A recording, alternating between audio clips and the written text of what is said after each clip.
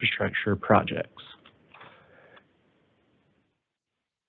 When GDOT first launched the program in 2016, it was limited in scope, mostly project photos. Fast forward to FY25, and there's been significant growth. In FY25 alone, there were 420 documented missions, over 140 hours of flight time, setting a new annual record for the department. And we've also expanded both in equipment and personnel. On the staffing side, we've gone from initially one staff member in intermodal to a 4-person team, plus a network of 30 certified pilots.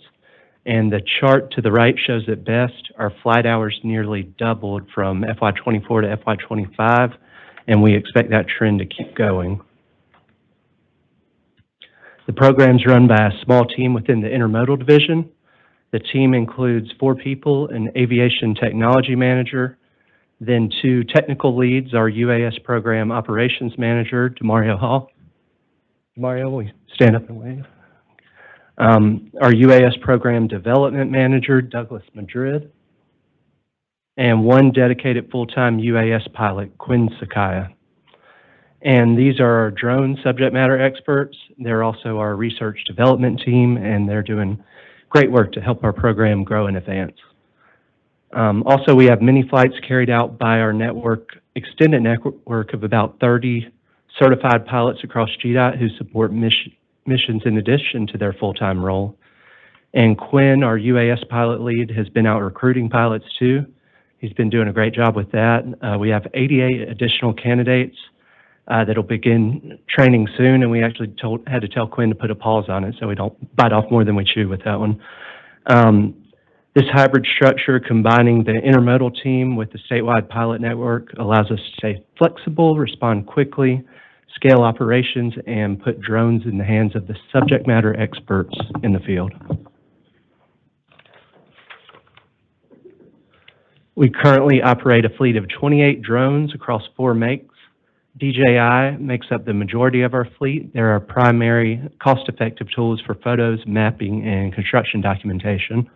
We also have Skydio drones. They are highly autonomous and ideal for confined or complex environments like under bridges. And we recently acquired a Harris H6. It's a very large drone, a heavy lift platform capable of carrying advanced LiDAR for more precise survey accuracy. Another drone we have on the way is the Wingtra Ray.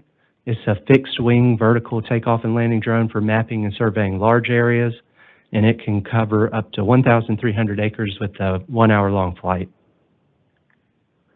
This slide shows where we're flying and what kind of missions we're supporting. On the left, you can see the flight locations across Georgia. This shows how widely the program is spread, and we're active across every district from rural areas to major metropolitan areas. The middle chart breaks the operations down by mission type. The largest shares are maintenance at 26% and design pre-construction at 22%. Construction is also the 3rd largest share, and what this really highlights is how the program supports a variety of different offices throughout the department. And on the right, the chart shows operations by time, and while bridges only make up 6% of the center chart, operations by missions, they make up the largest share of total flight hours, which reflects how complex and time-intensive those missions can be. And in contrast, maintenance flights are much more frequent, making up the largest share in the middle chart, but shorter in duration. And together these show 2 important points: activities happening statewide, and we are flying diverse missions. Our drone program is more than just flying drones. It's really about what we can deliver back to the project teams. Here you can see a list of project applications, and over the next few slides, we'll show several examples of these. This is an example of a timeline tool that allows us to visually show construction progress over time. Here you can see before and after imagery of a roundabout project at Spring Grove Road and Rayonier Road in District 5 in Wayne County. We can zoom in into great detail with these high-resolution images, checking markings or other small items, and then we can revisit the same project periodically to create consistent documentation and then compare site conditions at various points in time. This tool helps stakeholders be informed, and it also helps show off all the great projects that GDOT's accomplished. And then here at the end, you can see that we can also take a 3D view of the roundabout using imagery, and it gives you an idea of what it looks like looking down the road.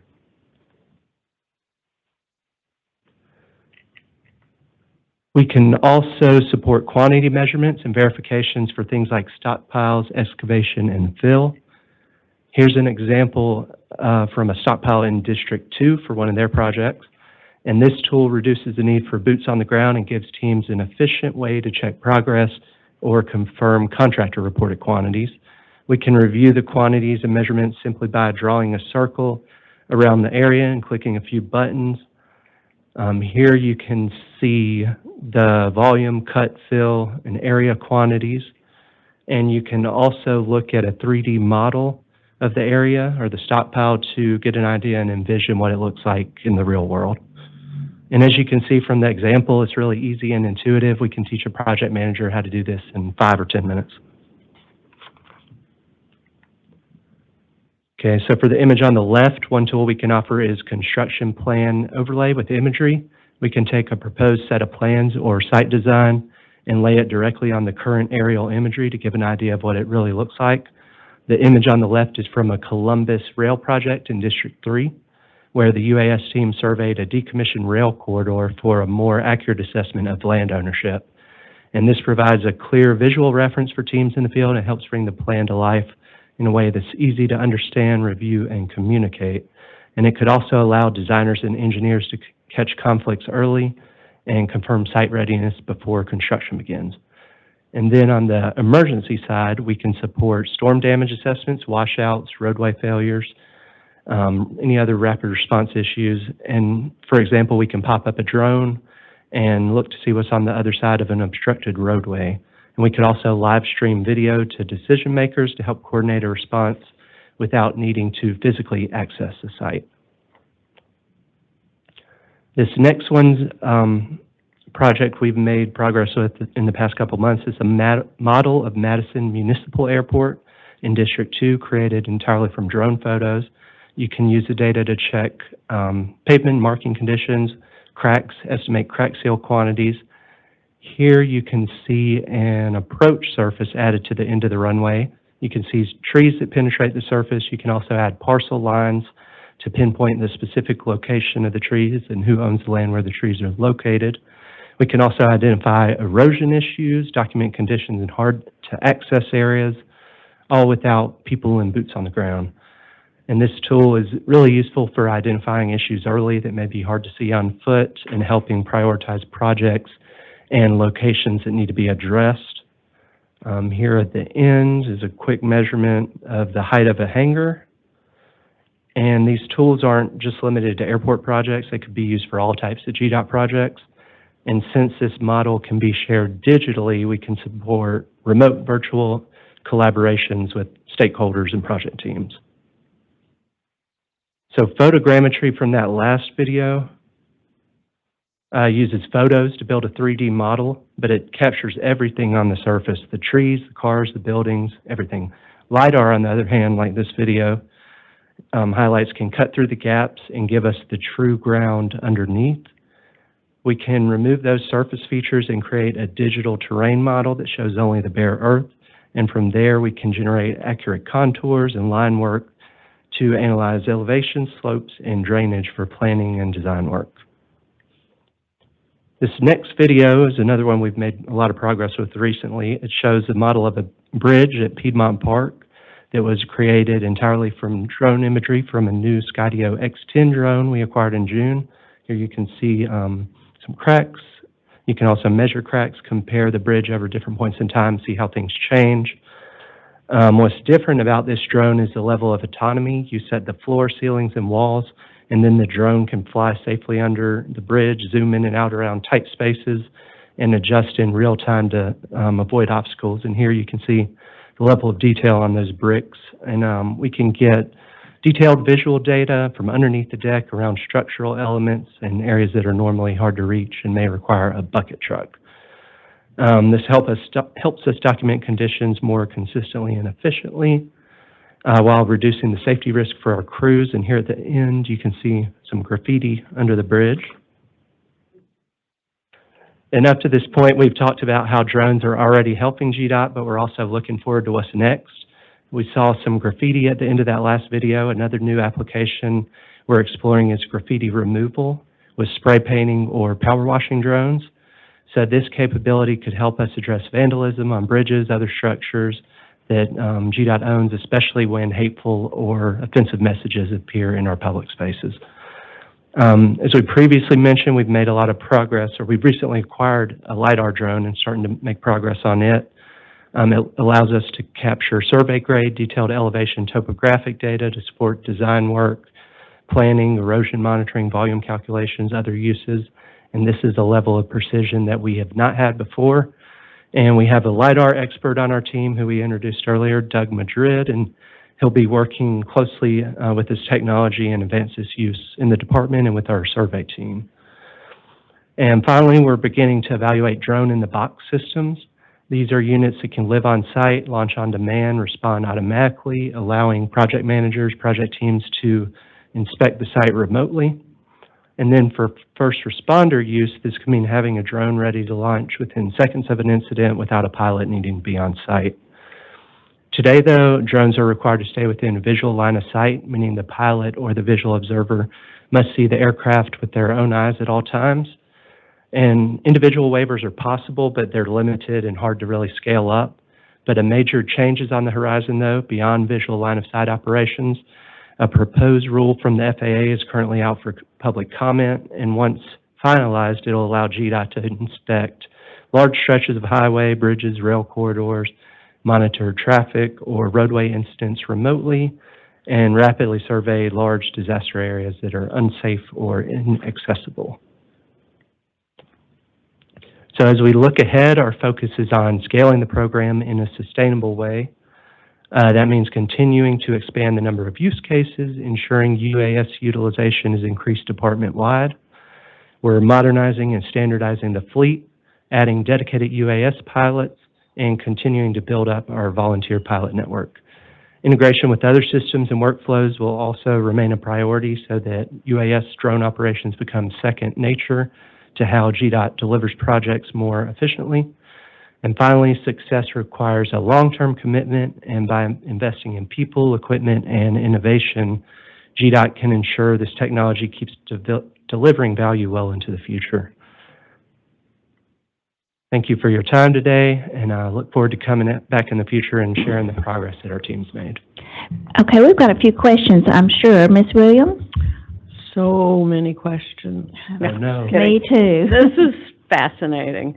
And you answered one of them about bridges, but on the direct line of sight or vision, whatever you said, that the pilot has to be able to see it. All right, so is intermodal where this is housed? I mean, like for instance, if there was an issue in Congressional District 2 with a series of roundabouts and how they're affecting the local communities, would they call Atlanta? Does the district office have the ability to deploy some of these? I mean, what is the hierarchy of this? So the districts have drone pilots in various offices do too, but the intermodal team would be a great group to contact because these are kind of our subject matter experts, and a lot of people in the field sometimes have great capabilities for photos and videos, but we're working on training them on the more advanced applications. So the intermodal team would be go-to for especially more complex projects, but at the same time, we have people in the field that could rapidly respond. But we'd love to send our dedicated UAS pilot, Quinn, out to any issues, keep him busy. So because Congressional District 2 is so large and so rural, we have difficulty with, and I know this sounds petty, but it's not, especially for the people who live there, with overgrowth, and the ability to maintain the sides of the roads and the overgrowth of landscaping.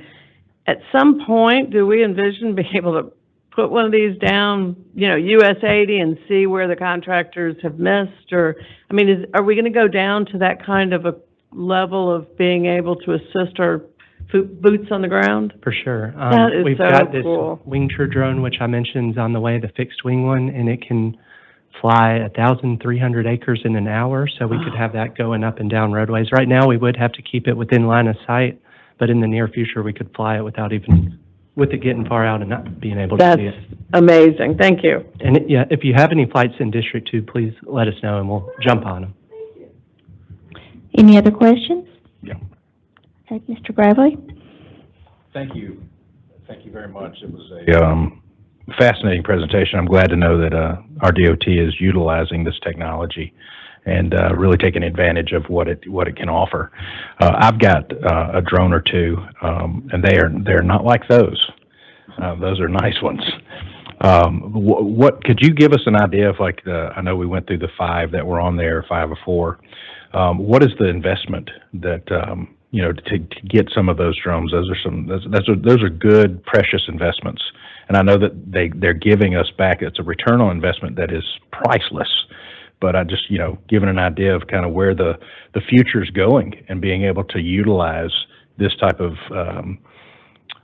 technology is paramount. But it's also at a cost, right? Yes, and that cost varies widely. Yeah. Oh. I showed 4 different drone makes and makes. We have various models within those makes, but there are cost-effective drones that you can get for $5,000. A lot of those DJI ones I mentioned, good for popping up for photos, videos. You can even do photogrammetry, mapping, some advanced uses, and that's a foreign-made drone. Is a little bit more affordable than some of the others.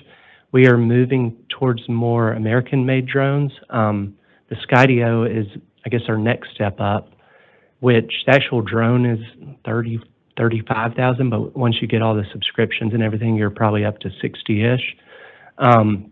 But that one is the one that can zoom in and out around bridges underneath and do that 3D modeling and really advanced type operations. The Wingtra that I mentioned that we just ordered is on the way. Is that fixed wing drone that can do 1,000+ acres? Yeah, that's a nice one. That one is around 60 to 72.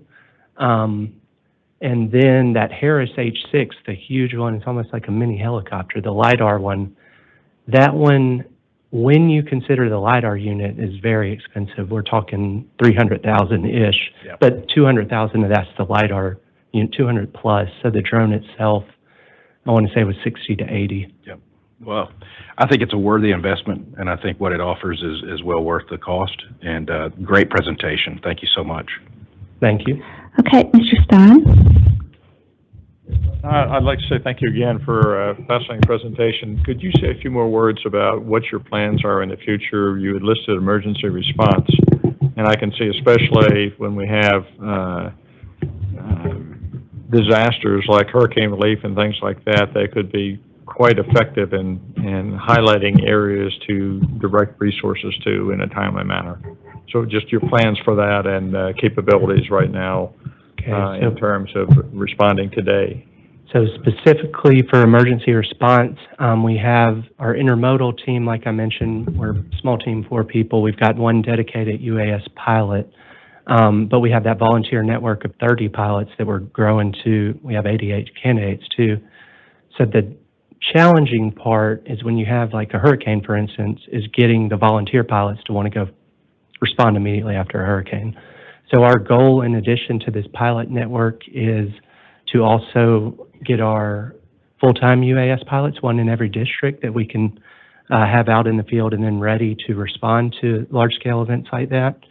But right now it's kind of a hybrid method, so we are able to respond quickly and do drone flights and live stream, but it's something that we need to continue advancing and growing. And right, like I mentioned, now there's those visual line of sight requirements. In the future, you could get a fleet of drones and then fly from the office beyond visual line of sight to better survey areas that you're unable to access. So right now, we do have a team, and we're going to be able to put our full-time guys and require them. But as far as the volunteer pilots, at this point, it's challenging to really force that staff to respond and have the size team we really want for a large-scale disaster. But we're planning on growing and getting there. Did that answer? Michael, we can help with that. Committed resources to fly, don't worry.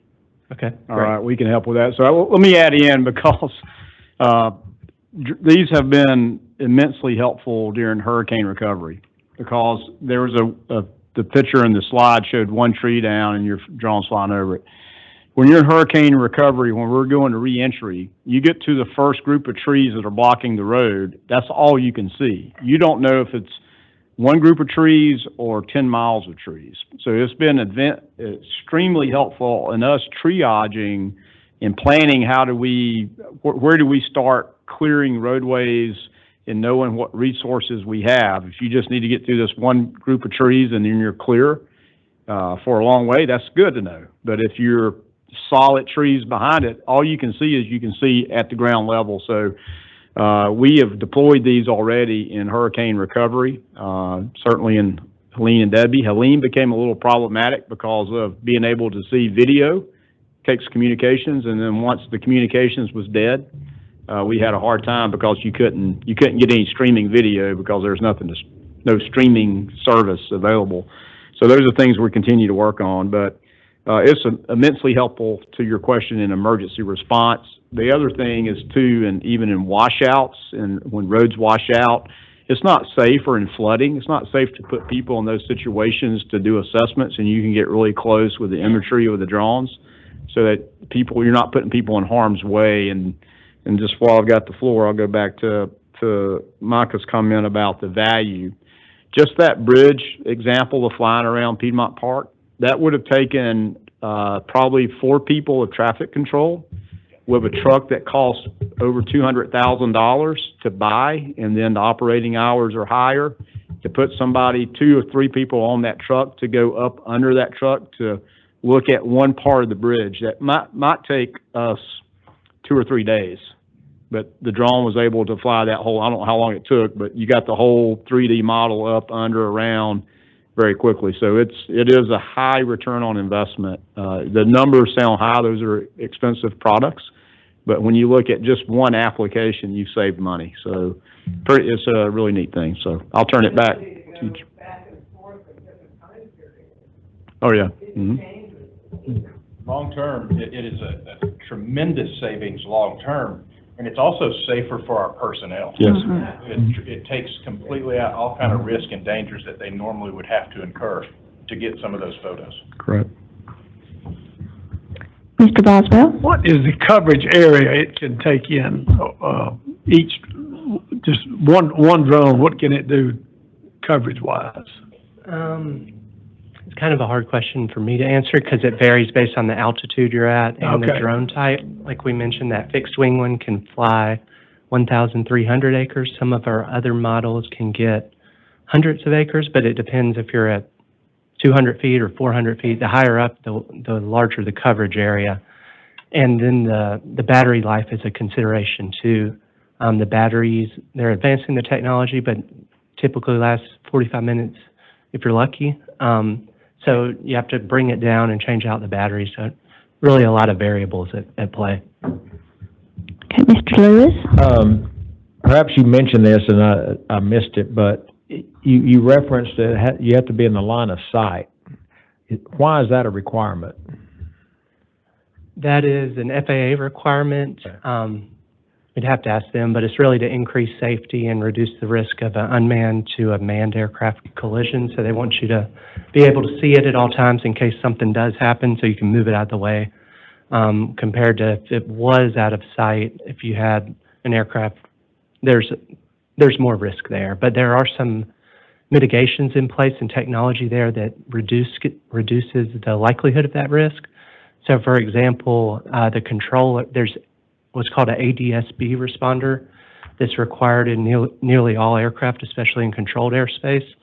So your controller will alert you if there was a manned aircraft nearby in the same flight path or even way overhead. So there are ways to reduce that risk. And that rule that I mentioned that the FAA is putting out, beyond visual line of sight, has some mitigations in there that will increase safety and make that a reality. And it'll expand to more than just GDOT projects too. Think package delivery and all that good stuff. Any idea of the time frame of when they may give some relief on that standard? So there was an executive order that came out in May or June that gave the FAA, I believe, 90 days to put out the rule.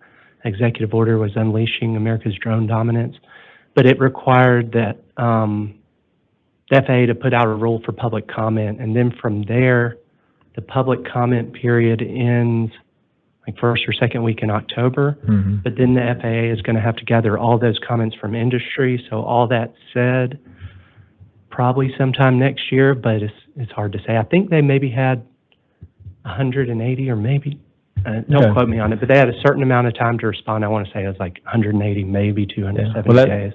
That seems like it's tracking in a good direction, because, I mean, when you have this amazing technology and all that it can do, it's just the only limitation is we have to be able to see it.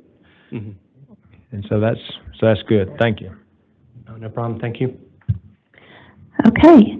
I have a couple of comments and then one last question, but besides the obvious practical applications where it increases the cost-effective aspect of it and the safety, one thing I have always had a concern about is how the public is educated. And I can see where some of your work is showing up on our website and on our social media.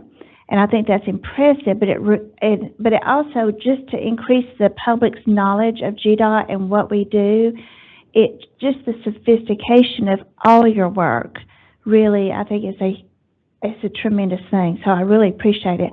I'm just curious, where do you recruit people from? So we have the one dedicated pilot. He actually has a drone degree, Quinn. But really recruiting, we've been going around to the different districts and area offices Quinn has, and he's been sharing the great tools that drones can be to make people's jobs more effective and efficient. And that's where we got those 88 pilot recruits. Quinn's a very enthusiastic guy and was good at making people very excited about it. So that was just a handful of areas that we hit in the state. So we want to keep cycling around, first get these 88 into training, but keep cycling around and growing it. So we get the drones in the hand of the subject matter expert, whether it be the bridge inspection team or a construction project manager, somebody who may be inspecting the project, estimating quantities, because right now we know all of the things we can do with drones, especially within our intermodal division, but we really have to work hard to continue educating people and getting it in the hands of those people who could really know how to best use it for their specific job. So you're saying that a lot, if not most or all your recruits are from within the department already? Yes, they all are. That's huge. Yep. Yeah. To offer them so much more training, and I'm assuming pay as well. No, to be clear, these are people that have their normal day job. They get their pilot's license and can do this in addition to. So this is not people that are just solely dedicated to flying drones. It's other duties as assigned, as we say in state government. Yes, well, thank you so much for this presentation. I knew it would bring about a lot of questions, and I feel sorry for anybody else that's presenting today because they cannot have anything more exciting. So, but thank you very much. All right, thank you all so much. This meeting is adjourned, and we'll move on into our next committee meeting. So Chairman Dunn, on behalf of... I'm gonna leave now. It is my pleasure to introduce Josh Waller, our Director of Policy and Government Affairs, for what is going to be a riveting Monday. Oh, boy. Josh, as we close our eyes, take us to Capitol Hill. All right, Chairman Snipes, Mr. Chairman, congratulations, members of the committee, full board commissioner. Appreciate being here for the federal update. I think I appreciate being here. Now, I guess I'm gonna have to confess, just had that enthralling presentation. I understand you've got one afterwards or later on AI in the future, and so somehow sandwiched in between you get Congress. I apologize for that, but we'll power through and hopefully won't tamp down the buzz too much, and we'll get on to it. So as normal, it's September, so if you've heard this story before, House, Senate walk into the Capitol building, no appropriations bills are passed, sent to the president, days away. Talk of a CR, congressional dissension. You've never heard that story before, right? Well, so that's sort of where we stand today. So today's presentation, we're going to hit the federal appropriations. And then also at the end of this month, it's going to start the clock down, the countdown for reauthorization for 1 year. So we'll touch on that as well. This will be probably the first of many And we've already talked about reauthorization some, but there'll be an ongoing conversation for the next year. So a good way to look forward is looking backwards. So you see that chart, you're familiar, it's been updated. It shows the last 6 federal fiscal years. Just to reorient you, it's October to September, which is the fiscal year calendar. So the current fiscal year is FY25. You can see the last 6 years. The salmony color are the continuing resolutions, so you can see the number and duration in each of the federal fiscal years of the last 6 federal fiscal years. So obviously the common theme is Congress has been adopting CRs, kicking off the federal fiscal year. They're typically running to November and December. And as you can see, this year, we're actually operating, the current federal fiscal year is operating on a year-long CR. So that means it took the federal fiscal year 24 bill and it became the baseline for federal year fiscal year 25. So since we are likely staring down a CR, and I'll get to a little bit of what we're expecting at the moment, certainly contingent on Congress, but when we do get a CR, how that funding works is it takes for the department, what we'd normally get from the feds in a year, divided by 365 times the number of days in the CR, so it's a pro rata share. It's held to the prior year's appropriations level because it's a continuing resolution, so to the degree the IIJA gives us a step up for inflation, a 2% adjustment, that's not realized under the CR. So here's the congressional calendar. So as I mentioned before, you may have seen the headlines about the House working on, they're looking at a 7-week CR. That puts you to November the 21st, which is just before Thanksgiving. Right now, there is not they're having to work to try and get the votes to pass that out of the House. The next week, both the House and Senate are out for the Rosh Hashanah holiday. So whatever occurs this week, then you have 2 days, the 29th and 30th, before the end of the federal fiscal year. So hopefully between now and then, things will come together and you won't be staring down, we won't have a lapse in federal funding. But then you get some sense of the calendar after that. Obviously, they're in most of October, those 2 weeks in November. And again, thinking back to that chart before where you usually saw 1, 2, maybe even 3 CRs before you got a final Appropriations Act. So it just depends. There's a few key items where they could get some bipartisan consensus. Because remember, in the Senate, even though you have one party controlling both the House and Senate, in the Senate requires 60 votes for most everything. And so you have to have a bipartisan consensus to be able to fund the federal government in the Congress. So, as I mentioned before, we're at the end of this month, we'll kick off the 1-year countdown to surface transportation reauthorization. Say that 10 times fast.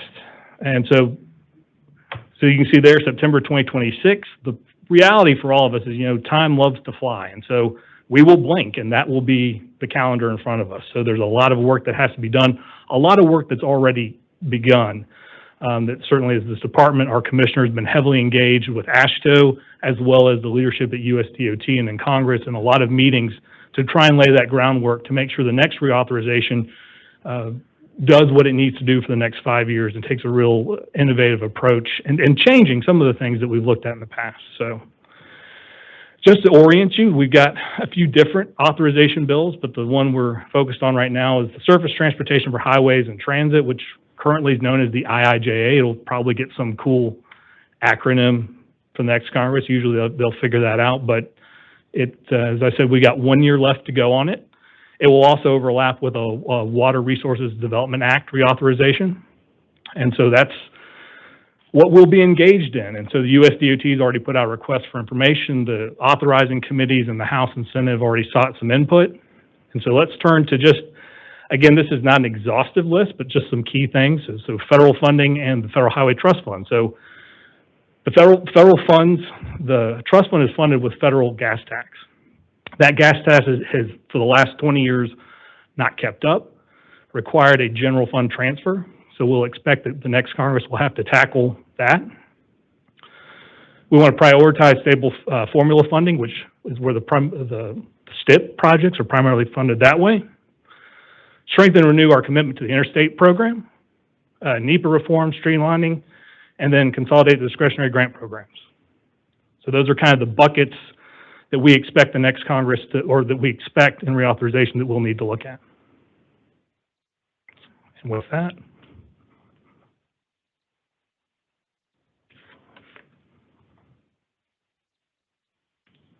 questions?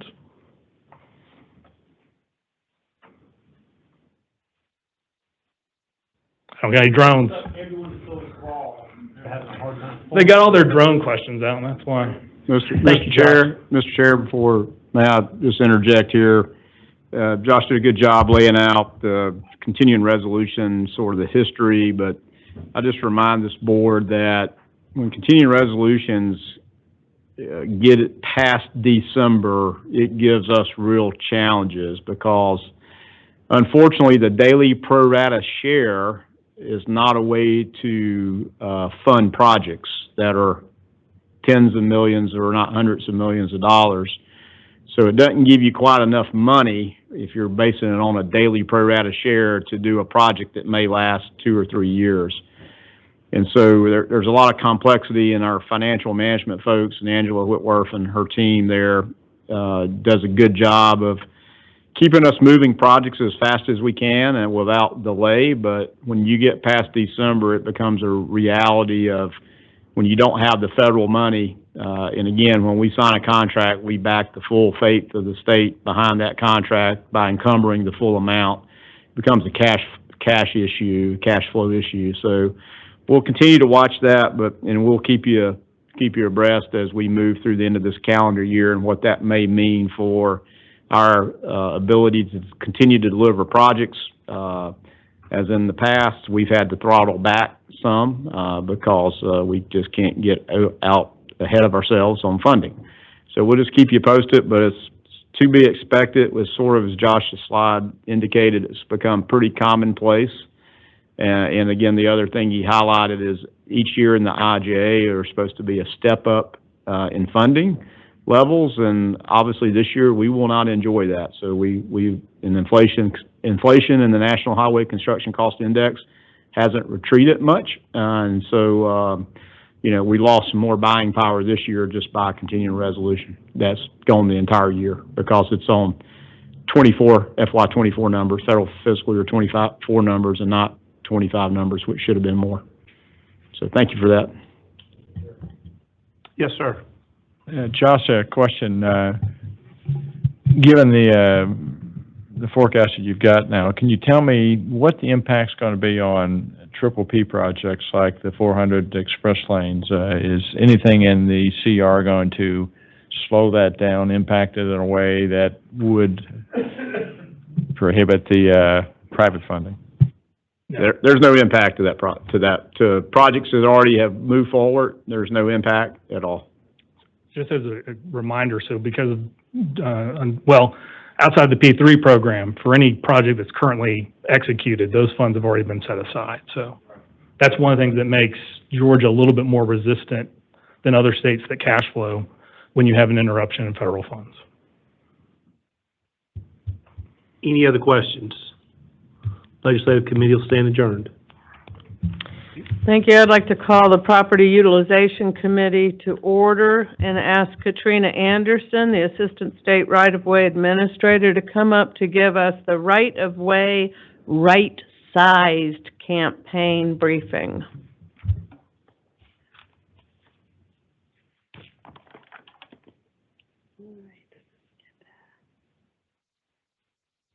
Good afternoon, Commissioner, Chairman, and all board members. I am Katrina Anderson, the Assistant Right-of-Way Administrator. I'm in the Right-of-Way Office, and I am over the Property Management Unit, which includes demolition and removal, surplus property inventory and disposal, and also acquisition support. And as the Commissioner said, other duties as assigned. So today's topic is the Right Size Initiative. What started as a test pilot has grown into a full initiative. Our right-of-way office with, and I want to introduce Kevin York, our right-of-way administrator, Jay Strange, our state property manager, and we also have one of our team members, Donnie Browning, who assists with the reactive approach to our database. We've worked in close collaboration with multiple GDOT offices, including all 7 district offices and our IT office, to bring us to this point today. Right-of-way has many functions, including acquisition, relocation, local government coordination, and the demolition and removal of buildings and property. Surplus property disposal is just one of those functions. And I'm here to introduce the Right Size Initiative in the Property Management Unit, which is a strategic approach to optimizing GDOT's property inventory. Imagine if our property inventory was more manageable and actively contributing back to the tax digest. Properties that have been sitting idle for years could be back on the tax digest, driving economic development while ensuring GDOT keeps what we truly need for future projects. Individually, one parcel may not move the needle, but collectively across thousands of parcels, the impact could be significant.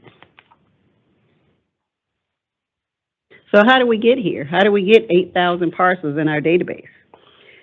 We own parcels across the state which were acquired during roadway projects and parcels that had other transportation uses. We've deemed many of them no longer needed.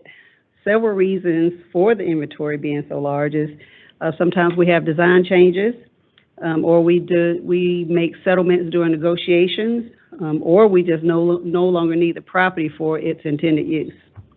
Many of the parcels are irregular. They're remnant parcels. They're oddly shaped. But some of the parcels are viable, buildable parcels. And after many years, the database grew to 8,000 parcels.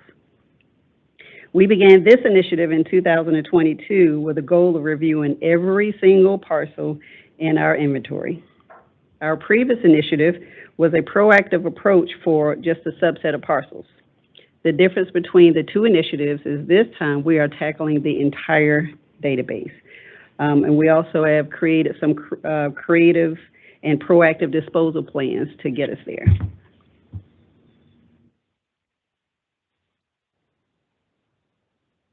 So we've tackled 3 challenges in our current process. The first challenge is that to dispose one parcel, it takes at least 6 months to dispose for one parcel. We use a lot of resources and a lot of geo resources, a lot of district resources in order to just dispose of one parcel at a time.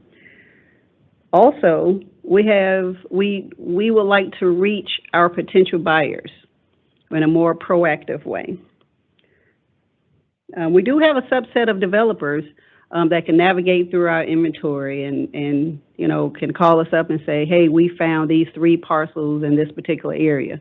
But we would like to reach more communities and more developers and to just let them know what we have available for disposal. So we've shifted towards a more proactive model, attracting buyers through advertising, GIS mapping, and eventually social media outreach and other disposal methods where we have not previously explored.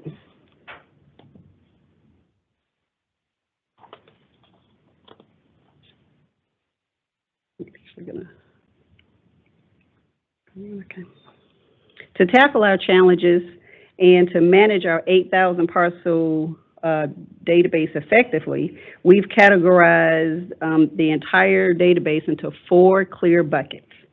The first category are the marketable parcels. These parcels have a strong sales potential and suitable for sale on the open market. The second category is the limited marketability parcels. These parcels can be sold to 2 to 3 potential buyers who may have access or may have access issues. These parcels are usable, but the constraints on use or limited potential buyers. The third category is the non-marketable parcels. These parcels can only be sold to one adjoining property owner. And our fourth category is the parcels that we would consider conveying to local municipalities for public use or for transportation use. So our strategy is to actively advertise and launch targeted campaigns through social media platforms such as Facebook, Instagram, and YouTube to reach new buyers. And in accordance with our agreement with the Federal Highway Administration, all of the proceeds from surplus property sales are directed back into the right-of-way account, ensuring that we are reinvested back into our property management team office, and also that we are in compliance with federal requirements.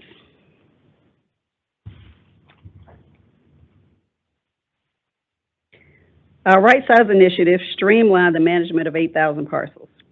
Our goal is to reduce the district maintenance oversight, costs, and resources, lower administrative costs, and reduce our risk, and disposing these parcels, put them back on the local tax digest, creating more opportunities for our counties and our cities. We've leveraged Georgia real estate brokers who are compensated with a flat fee for the successful disposal of each parcel, ensuring a streamlined and cost-effective process.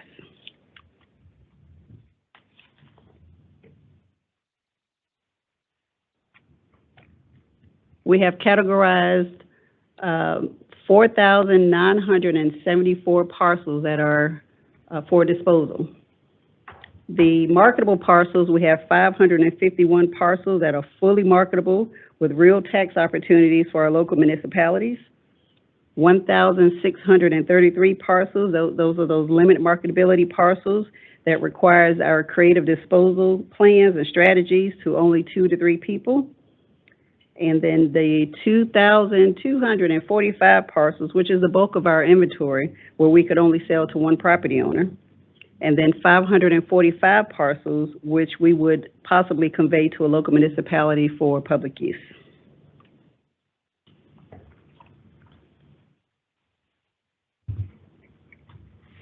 District by district breakdown of all the parcels reveal that the overall inventory is predominantly concentrated in District 6, 3, and 7. District 1 has a total inventory of 279 parcels. District 2 has a total parcel count of 741. District 3 has 1,153 total parcels. District 4 has 54 parcels. And District 5 has 75 parcels. District 6, 1,585 parcels. District 7, 1,087 parcels.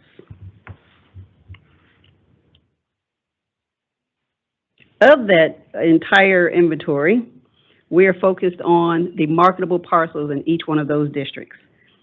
The most marketable parcels throughout the inventory is concentrated in District 7 with 156 parcels, District 6 with 144 parcels, and District 1 with 100 parcels.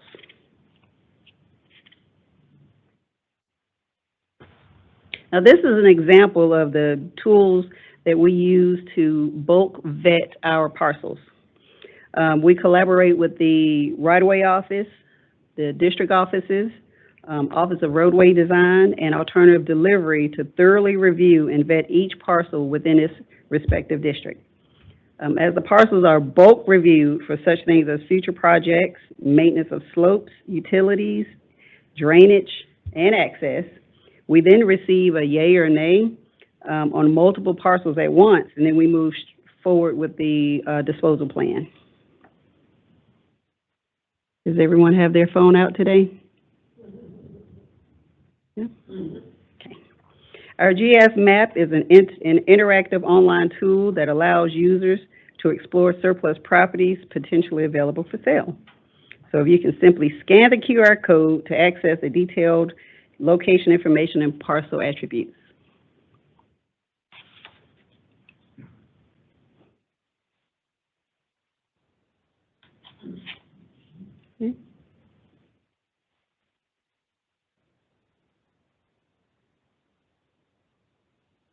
It has a search and filter tools to narrow down parcels by location, by category, by county, or district.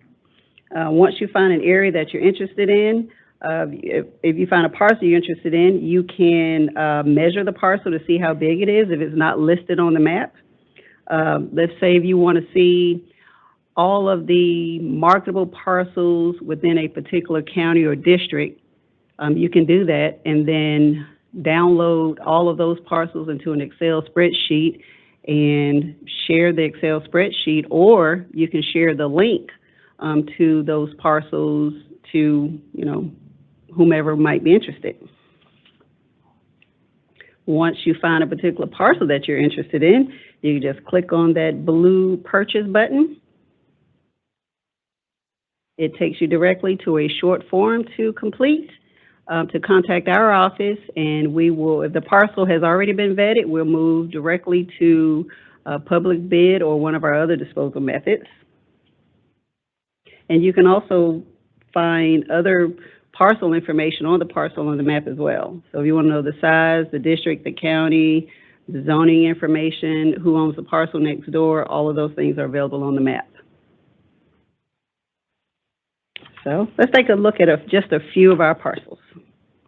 Just a few out of the 4,974.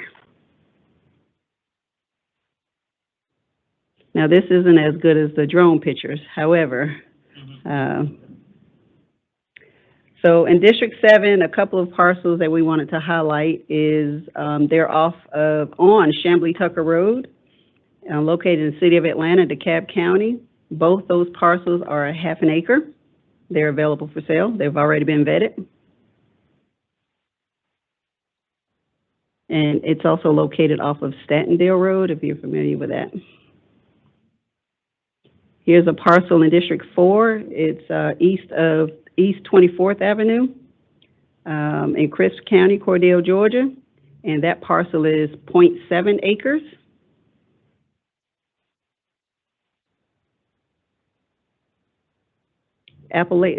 District 1, a parcel off of Appalachian Parkway. You access it. It's to the north of Jess Hunt Road, off of on Seaborn Drive.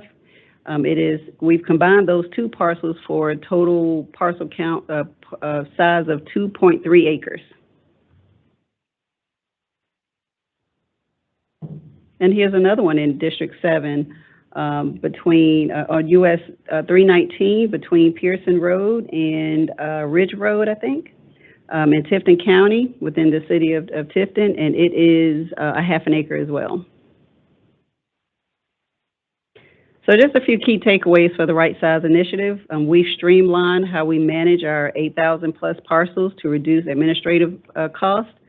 We are proactively disposing the properties, which takes us from initial interest to disposal much faster. We're lowering the district oversight and resources, and they absolutely love that. We're decreasing our liability exposure tied to the parcels being vacant around the state. And also, we're returning the parcels back to the local tax digest, which creates opportunities for our local municipalities. Our goal is to attack those 551 parcels all over the state that we are getting queued up and ready to go directly to bid. We're bulk processing our parcels with our online access, our marketing campaigns that should accelerate our timelines. I mean, we're working to increase our buyer awareness and reduce our parcel inventory to make it more manageable for GDOT. And our long-term goal within the next 2 to 3 years is to have a sustainable, streamlined parcel management system with parcels returned to the local tax digest, benefiting our communities. Now, I'd love to take any questions or comments you may have. Yes. Thank you, Mr. Anderson. Questions, comments? Mr. Stein and then Mr. Lewis. Thank you for a very interesting briefing. I'd like to just make sure I understand things by going through a few questions here. So you had 8,000 overall parcels. You said 4,974 are in the different categories. I assume those are the ones that have been vetted already? We're working to vet all of them. The vetting has started on the 551 parcels, okay, and then we're working to vet all of the rest of the 4,974 parcels. Okay. And if someone came in with a bid using the tool that you just had right now, saying, I'm interested in buying this parcel now, would they have to wait until a vetting process went through if it's not already done, or would you be willing to sell it just to, as you said, to streamline and move on? So all of our parcels must be vetted. So we have to ensure that we don't need the property for a future project, okay, or if we need it for maintenance or utility issues. So all of the parcels must be vetted. But what we found is that if for the parcels that have not been vetted, all of our district offices and roadway design, they are much faster in vetting our parcels now because we're going to them once versus every week, one parcel at a time, taking up their resources. And so now that they've gone through vetting 551 parcels, most of the districts have already completely vetted all of the parcels on our list. And so now we're going back to them with just that one parcel, that now that we've gone through this process, the vetting is so much quicker. Okay, and two more about process for buying. Is there a fair market value assigned by an appraiser or someone that says we need to get a price of at least this much to actually sell the parcel? And second, if say they do give you a fair market value, are you required or to desire to have a public bid before you accept a bid that would meet your minimum criteria? Yeah, so our state regulation is that we do put the parcel out for public bid if it's one of those 551 marketable parcels. However, we don't appraise all of our properties. There's some properties where we will do an estimate on, and we will negotiate from that estimate, but it has to meet a certain criteria for that. But for those marketable parcels, we do put those out for bid. Now, if we do not receive a bid for those, and then we are working with the Federal Highway Administration to accept a lower bid. However, it has to be approved by FHWA first. Okay, thank you. Mr. Lewis? Thank you. Thanks for that presentation. I want to dial in on those parcels you identified as conveyance only, like to local governments for public use. In that context, has the department notified local governments that we have this parcel? We would like to convey it to y'all. Do you want it? And has anything like that been attempted or established? That is one of our strategies to dispose those properties. We haven't gotten to that phase yet because it's a lower hanging fruit. I really don't like to say that, but it's a lower hanging fruit. Mm-hmm. But that particular disposal plan is to reach out to each one of those local municipalities for which we have parcels and provide them with a list of all of the parcels. But before we can convey them, they do have to be able to use it for public use or transportation use or for something. They have to provide us with some type of a plan, and that's the same process we have now. Right, would it be possible maybe to get a map divided on our congressional districts of those type of parcels that would be available? Absolutely. I think that'd be very helpful. And one last question, I noticed on one of your forms there, it seems like a condition for someone to purchase a marketable property or parcel. You ask the question why they want it, what they're going to use it for. Yes. How significant is that in our consideration of selling it? It's not. We're taking that off of. Oh, okay. I just asked that same question. I was like, well, we do not dictate what someone can use a property for. Yeah. They have their local municipality who controls zoning, and those types of things. That's why I was asking that. Yeah. Okay, thank you. Chairman Boswell? You ever consider calling local counties and go to the real estate board in those counties and say, we have these properties we would like to sell, we would like to get bids of who would like to list them, what would you think they would sell for? You'd get a ton of people, a ton of companies wanting to sell those properties and give you an estimate of value. And they deal with it. That's what they do for a living. They deal with it every day. And it would seem to me that would be being able to go to those local agents. That would be the way to sell the property at the highest value at the shortest period of time. Do y'all do that at all? So part of our outreach is to contact several local real estate brokers or real estate agencies. However, to just let them know that we have properties, they aren't able to list those properties, and we pay only a flat fee. And one of the... What is that? You pay only a flat fee? Yes, for the broker to sell our properties. And in the state of Georgia, most brokers will accept a percentage of the total sale, and we just don't do that. Why, we can't, we can't do that? We'll have to get back to you. I can't remember if that's statutory or rural, so we'll have But I mean- follow-ups. That's the big difference of paying commissions and, Yes. and there's some things wrapped around gratuity, but I don't want to speak out of term. I think I need a legal help to remind us of why that is. Yeah, I mean, And again, surplus of property is covered in code, so that we have different restrictions than happens in normal Okay. real estate process. Including back to Mr. Stein's question, there are appraisals. Katrina was referencing a very small parcels where you can just simply do a estimate if it's a very small parcel that's, not something that is worth the cost of an appraisal. So that, and we probably should have navigated through, here's the regulatory process we have to go through, which does have some limitations versus commercial real estate where you can, well, get somebody to agree to a commission or some rate of a commission. yeah, I mean, the interest level on the real estate community, obviously, is to sell it, and they get paid when they sell it, obviously. But the local community is gonna know, in my opinion, the value of it more than someone just who goes in there and is hired on a state level to go buy it. But the local community is gonna have a lot better insight on what these properties are worth.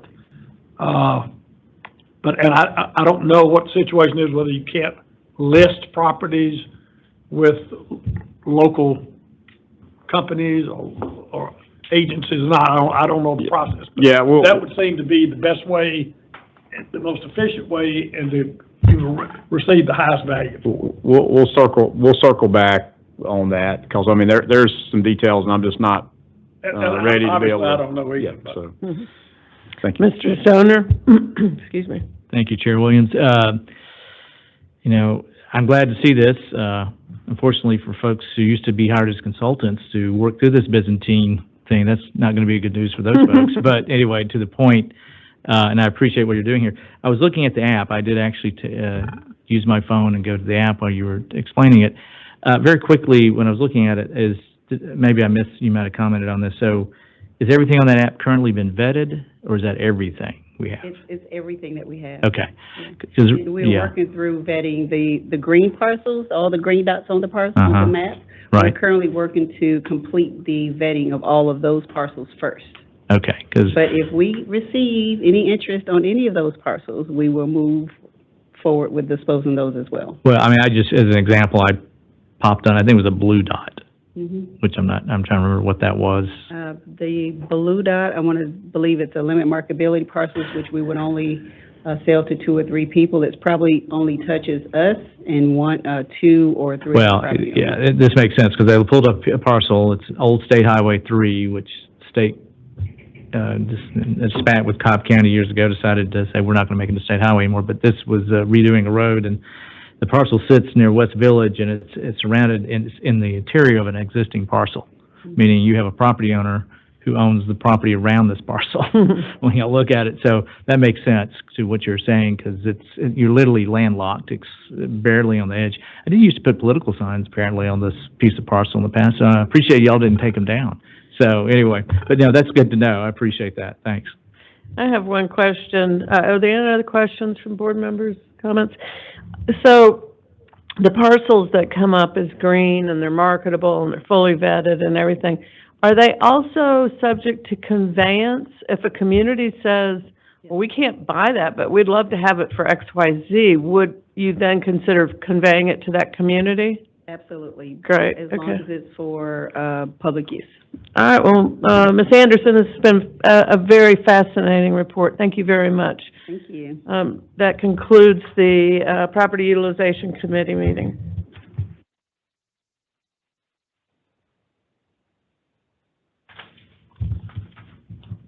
Thank you. I'd like to call the committee of a whole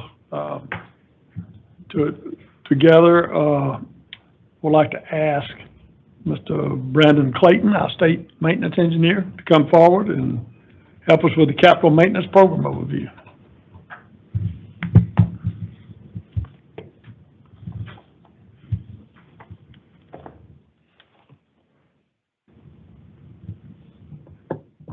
Good evening. How are y'all doing? Good. So good evening, Chair, Commissioner, members of the board. My name's Brandon Clayton. I'm a state maintenance engineer, and I'll be presenting to you an overview of the resurfacing program today.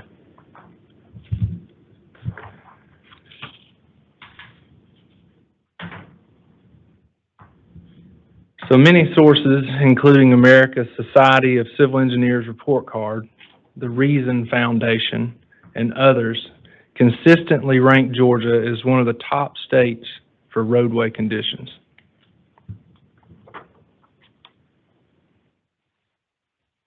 Georgia has the nation's 7th largest public roadway network with 125,701 centerline miles.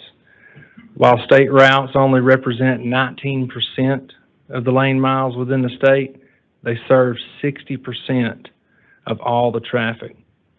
So Georgia's interstates only account for 3% of all these lane miles, but they carry 26% of all the traffic. So as a total, GDOT roadways carry 86% of traffic by volume throughout the state.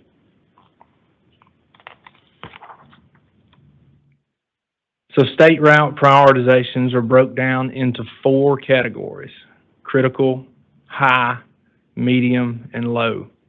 And the totals represent centerline miles. So critical is defined as interstates, state freight corridors, and is at a total of 3,620 centerline miles. High, defined as the national highway system, intermodal connectors, is at 4,520 centerline miles. Medium, defined as U.S. highways, 4 or more lanes, is at 4,700 centerline miles. And low is defined as all unclassified routes, including less than 4 lanes, is 5,030 centerline miles. So GDOT has a total of 17,870 centerline miles of roadways to maintain. The interstate centerline miles are captured within the critical totals there on the chart. So cracking in our roadways is inevitable. Riding surface will get cracks over time, and also the intermediate courses can have cracks. So our projects are targeted at addressing these cracks. You will see in the picture below the surface cracking there, which that's a lot of cracking, but you still got to seal those cracks to keep that water intrusion into the roadway. Also, I've got a diagram here that shows 5 layers of roadway. So most of the projects that I'm going to discuss throughout the presentation, they're going to be addressing the top 2 layers of the roadway, the asphalt surface and the intermediate course. So how are we identifying roadway cracking and deficiencies throughout the network? OCI, which stands for Overall Condition Index. This is a contract that the Office of Transportation Data utilizes for data collection. The contractor is Pathways Services Incorporated.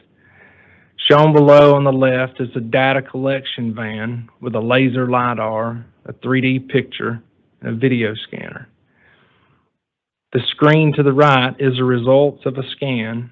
The red-blue indicators are boxing off different types of cracking, such as block cracking, load cracking, and reflective cracking. All the deficiencies are compiled into a formula to create a condition rating. These condition ratings are the decision makers for different pavement preservation treatment projects that we will implement throughout the pavement's lifespan, and the decision makers for resurfacing.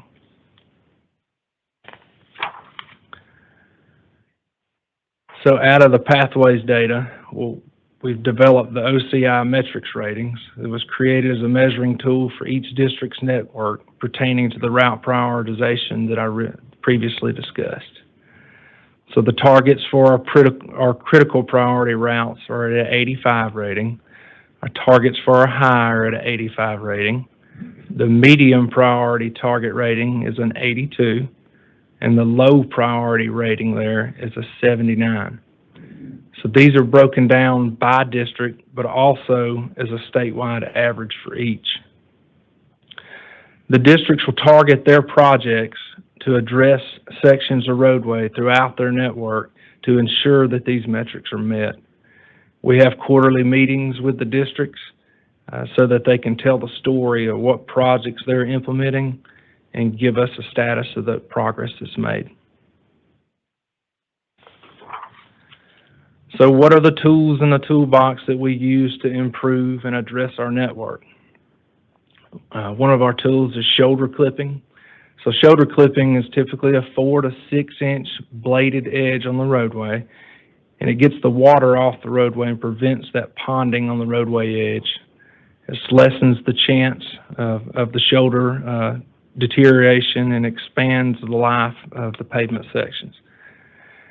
Crack seals, which is shown in the pictures below, and the objective here is to seal that crack off so it prevents water intrusion.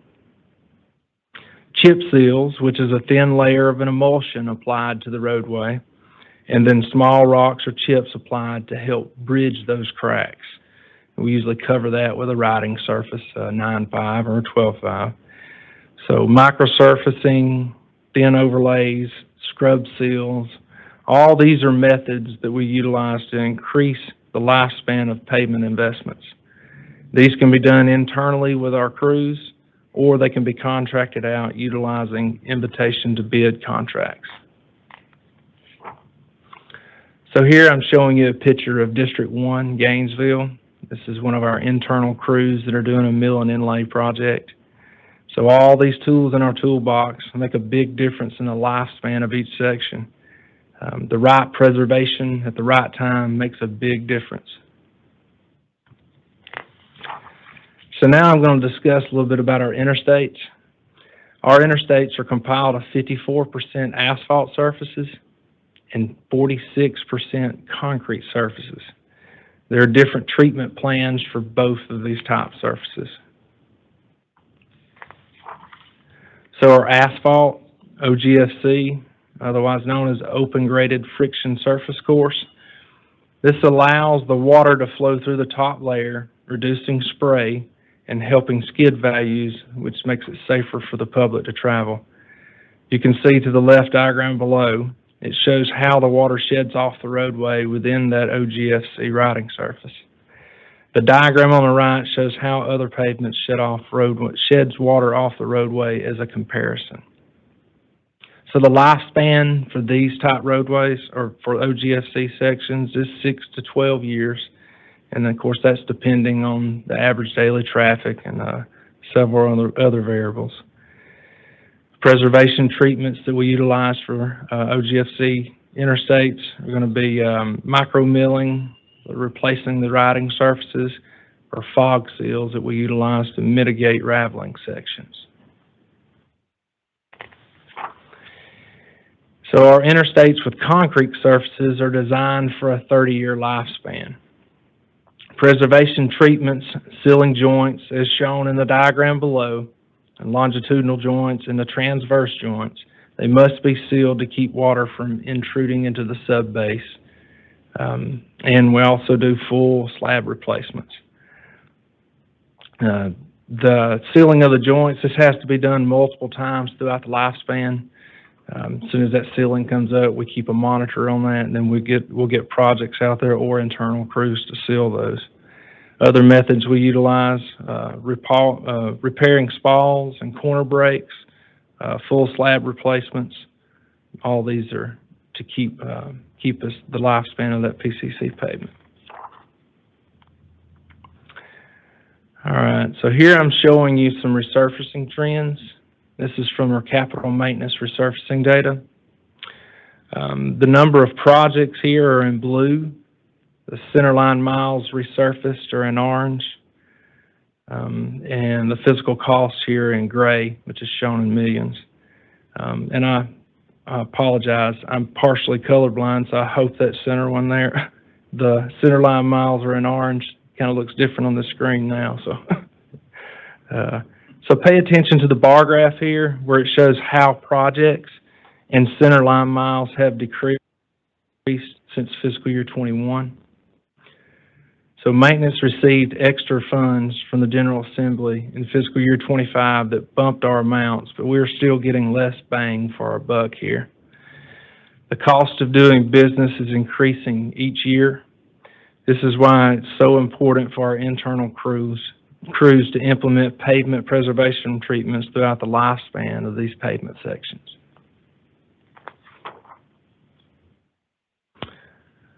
So here I'm showing you some the asphalt paving cost trends.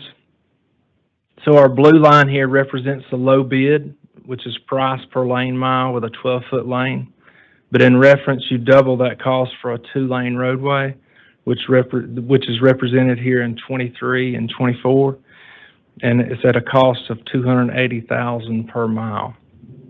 The number of projects has steadily decreased since 2021. The cost to do business has increased. Asphalt resurfacing still remains a large part of the overall program based on number of projects and the cost. So successes, cross-training. We're cross-training throughout the state to improve our internal maintenance teams and retain that institutional knowledge. You can see here in the picture below, this is our Foreman's Academy. So we're successfully training the foreman in utilizing tools within your crews for pavement preservation, ensuring that we're maintaining at all levels. So the picture here is from our recent Foreman's Academy over the summer. Some of the foremen are in the picture, and also in there is our liaison training team. Our design teams, State Maintenance Office has yearly training with each district on developing projects to be continuously improving on project creation and uniformity. So looking ahead, mission, delivering a transportation system focused on innovation, safety, sustainability, and mobility. Keeping a continuous improving training program with our district's paving team to maintain our investments. And finally, State Maintenance Office is consistently involved with the American Association of State Highway and Transportation Officials, otherwise known as AASHTO, and also the Southeast Pavement Preservation Committee, with a mission to be at the forefront of new technologies, processes, projects to improve our program, staying ahead of the curve.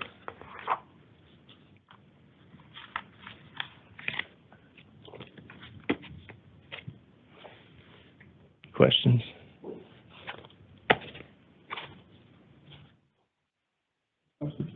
Yes. Thank you for recognizing me, Mr. Chair. Just a couple things.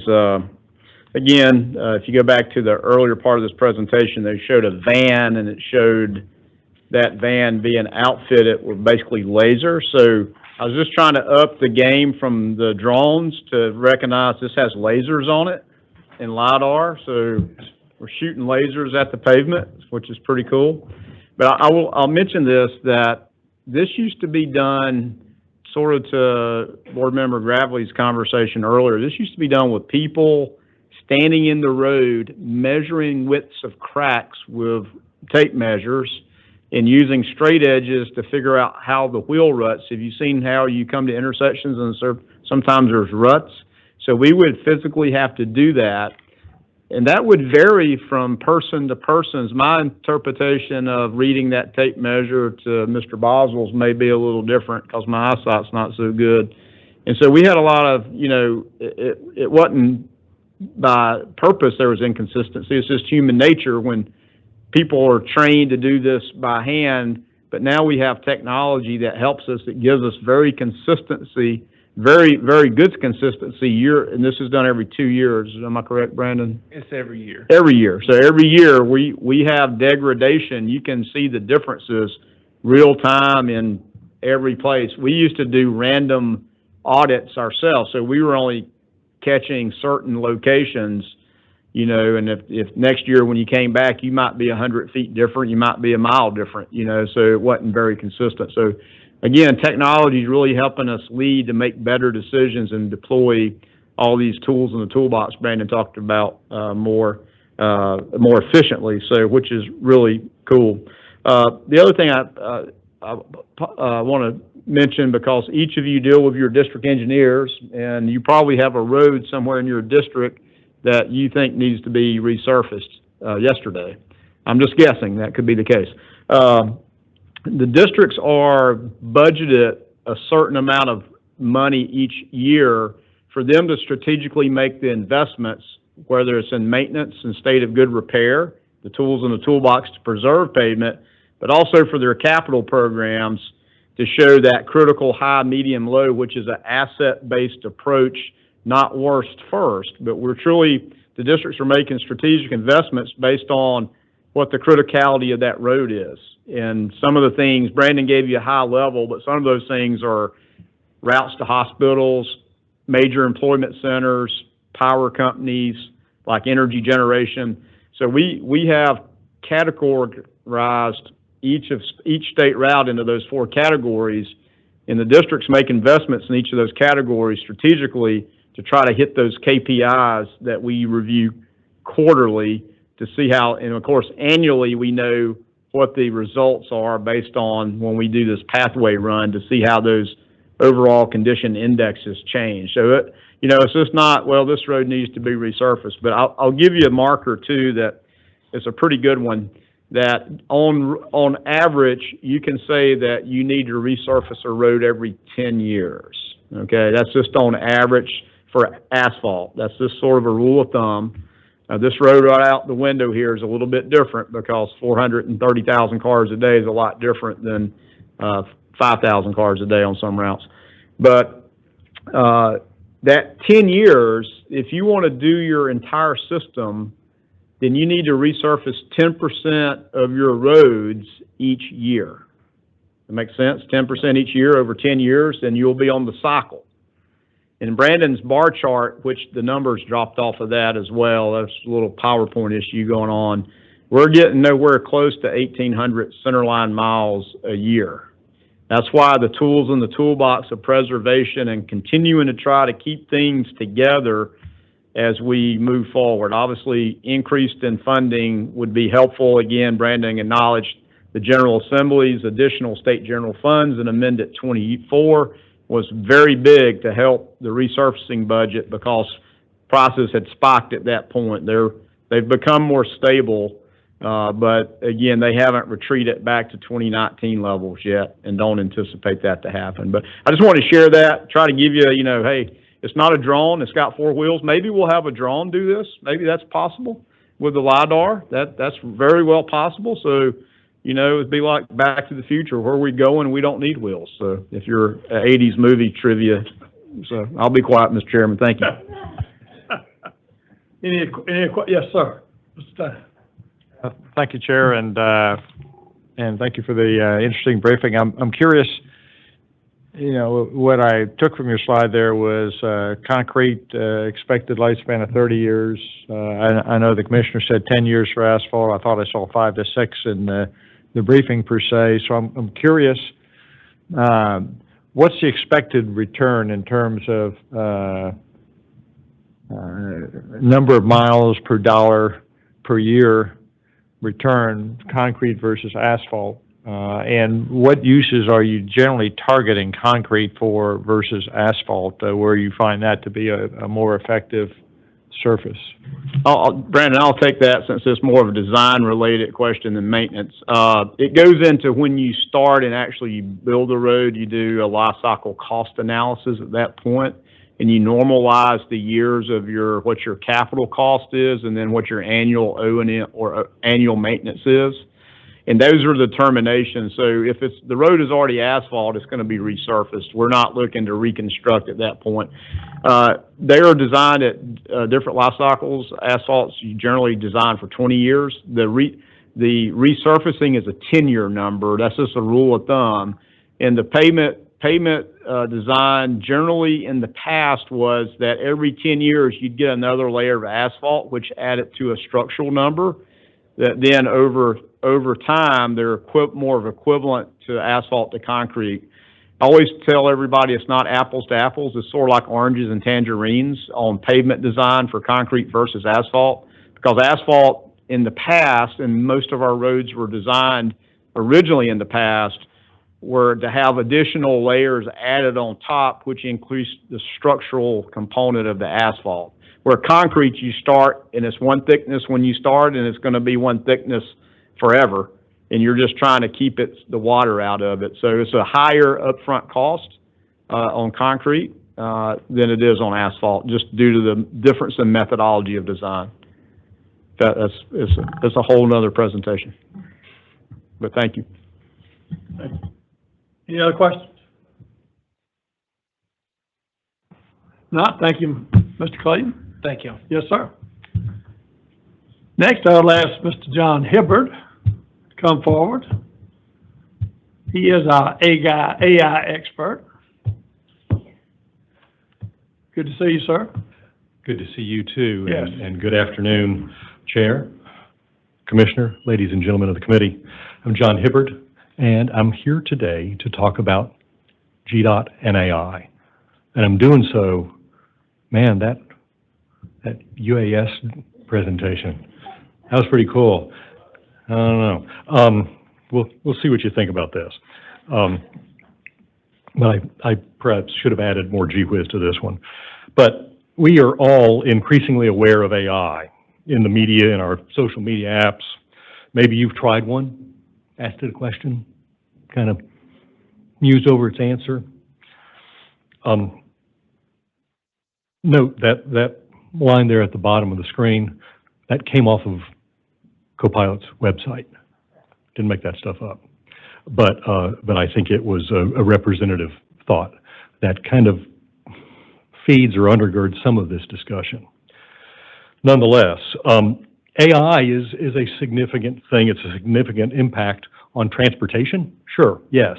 Just like it is having a significant impact on so much of society, so much of what we do and how we are influenced and how we gather information and so forth. And to be clear, we, GDOT, need to understand how AI may influence transportation. We are not going into this discussion, this dealing, this involvement of AI with any preconceived notions. Is AI the coolest thing ever, or is it doomsday? We're not aligning at either end. So, okay, thought we should start with the definition. I thought, well, how do you get a definition for AI? Go to AI. So I went to Copilot, which is Microsoft's AI product. And to be clear, I had any number of sources I could have gone to get a definition of artificial intelligence. You see how it comes at, perhaps itself, simulation of human intelligence. Can perform tasks that typically require human intelligence. And you see visual perception, speech recognition, language translation. What I kind of liked about this one, because it fed well, it played well into where this conversation is going to go here, is that it broke AI into two different types, something that it calls narrow AI and something else it calls general AI.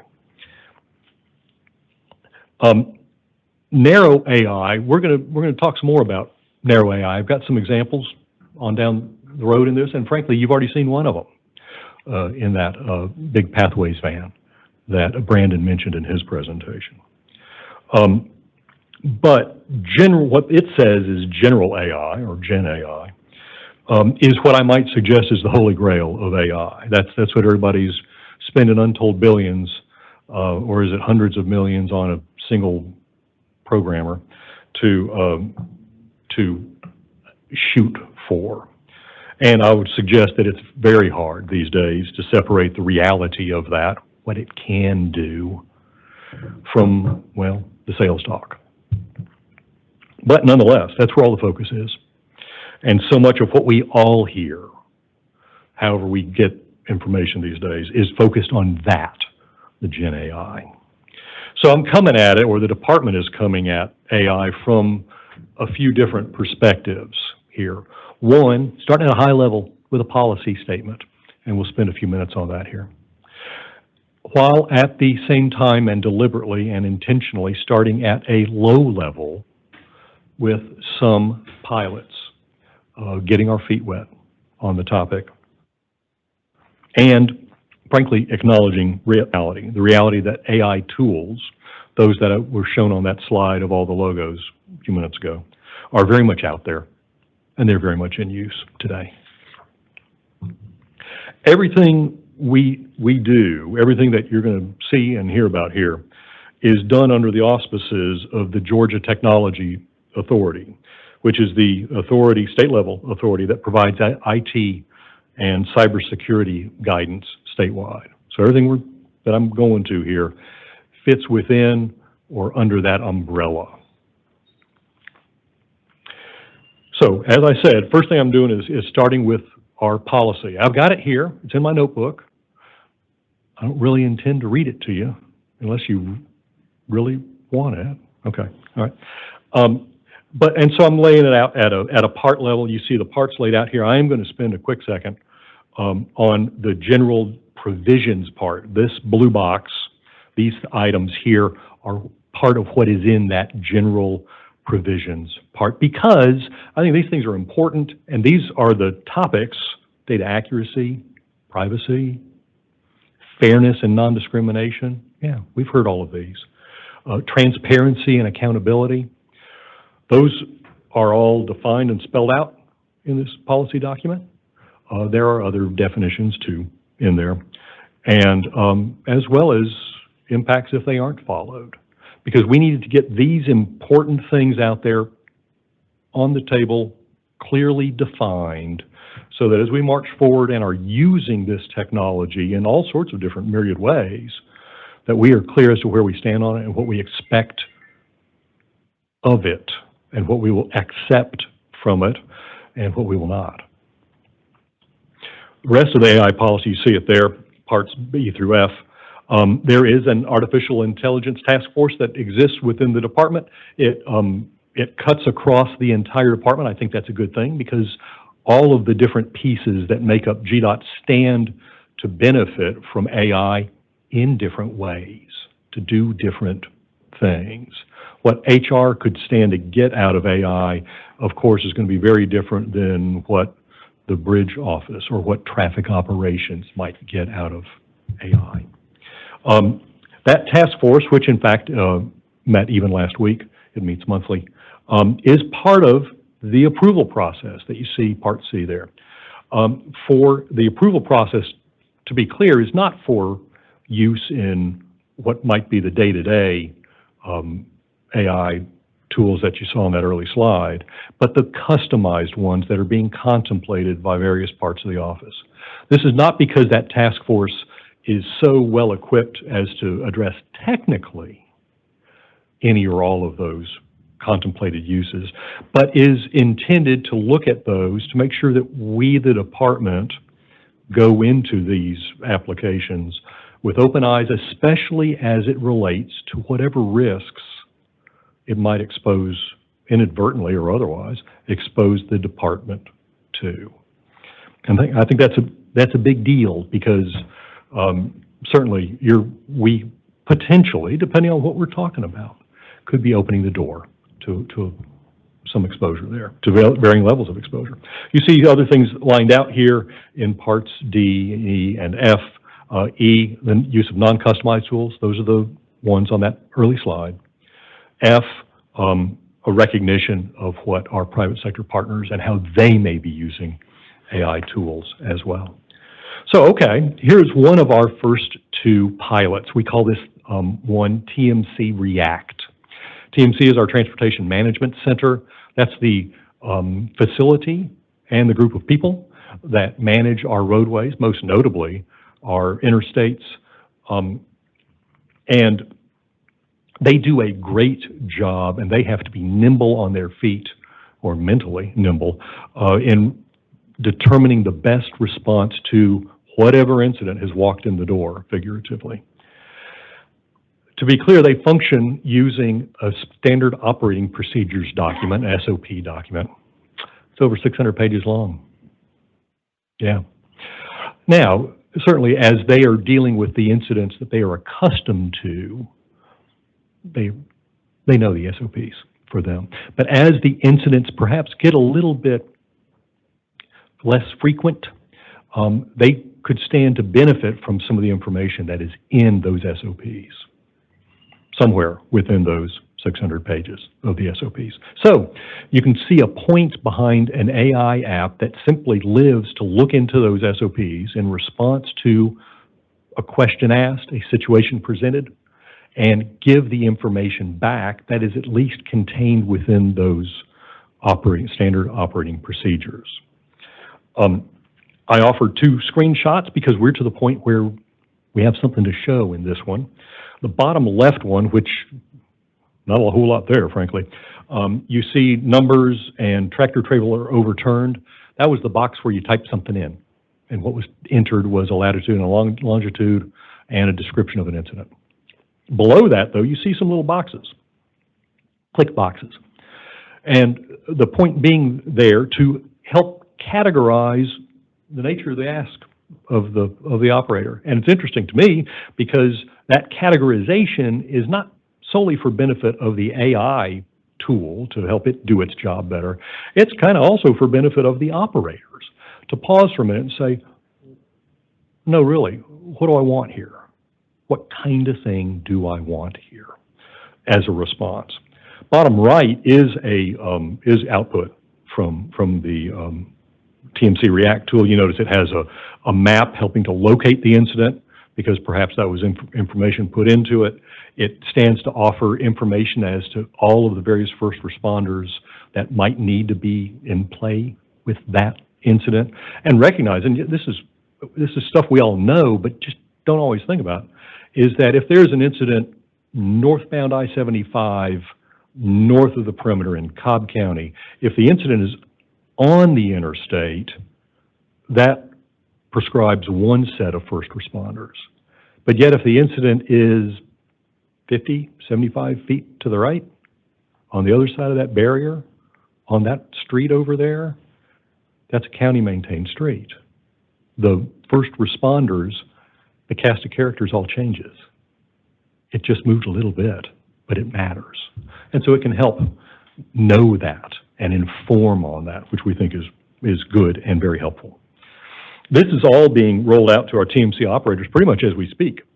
It's been kind of a gradual rollout over the past month or so, and we are looking forward to their using this and, frankly, their feedback and input, because a lot of what we got going on here is to see how good a job does this do and what does it need to do differently or maybe additionally, recognizing we're learning very much as we go in this world of customized AI.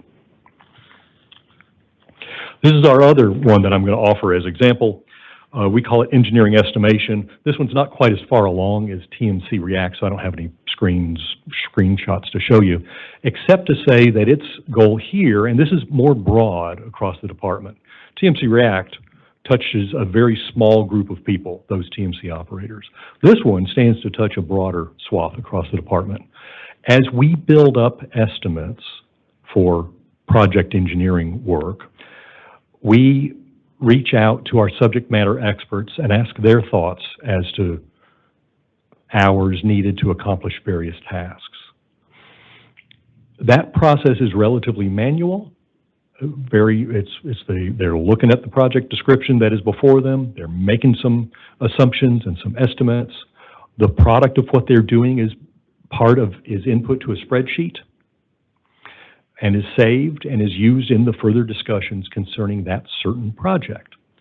Well, okay, what if we took data in a lot of those spreadsheets, because we have one spreadsheet per project over the years, and used the unique features of the unique characteristics of the project before us, whatever that one is, and used all of that library of information to help create a starting point for those estimates. Eliminating the grabbing at numbers, is it this, is it that, but instead using an AI tool to help start that process. Not finish it, start it. So we think it's a great way. It stands to save folks time and might help us create a more consistent starting point. We're not starting with every project in the department's active project list at all. We picked one category of projects to kind of limit it and bound it, roundabout projects. It was a convenient thing. It's a smaller set of projects in the grand scheme of our work. And so we are starting that effort. That effort is underway, really, as we speak right now, but just not quite as far along as TMC React. So, okay, non-customized AI tools. Those are the ones on that first slide with all the logos that you recognize. The large language models. They get what they do because they read a lot, so to speak. Certainly, they are all readily available. You bet. They're out there. They're easy to get. They're being used as we speak for perhaps quickly these sorts of things that I show here.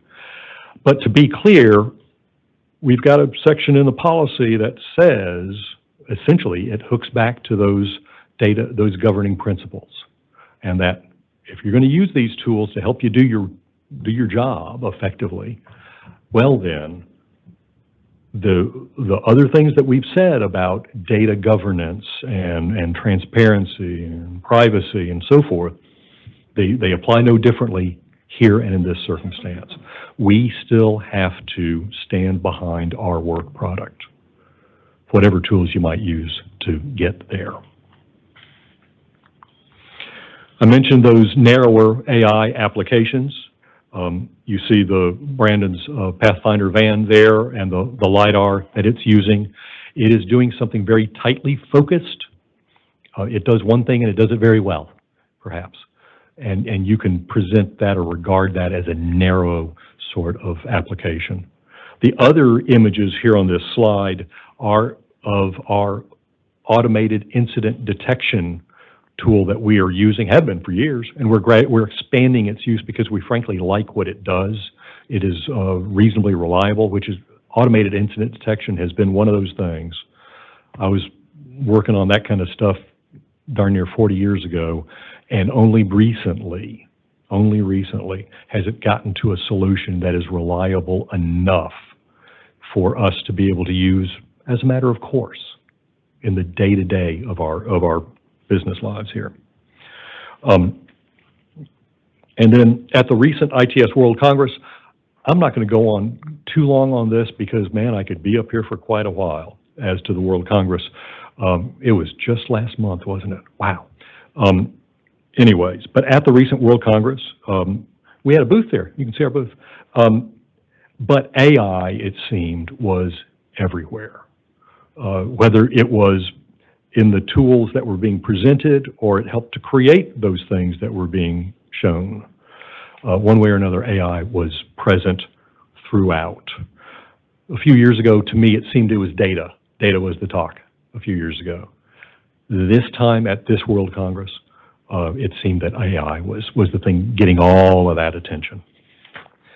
So, as promised, I gave you a policy statement that starting high.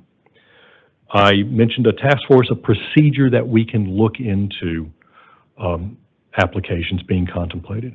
Because what we're finding so much of the time is that the applications being contemplated are really efforts to get us greater insights into our own information. Not so much reaching out into the big broad world, it's reaching into our own vault of information. We have a lot of information. But if we can dig into it deeper and more effectively, we can learn more about what we got. We're testing the waters. You saw that evidence through a couple of the pilots, and that was only a couple of them. There's others that are in process or underway. And we're anticipating change. That policy statement that I briefly spent some time on, I see it changing. Not that I know exactly how it's going to change, but as this continues to emerge, we've got to be nimble and respond. I thank you all for your time and your attention, and I would welcome your questions. Thank you, Mr. Hibbert. Any questions, comments?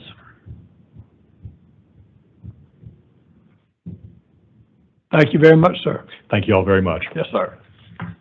We stand adjourned.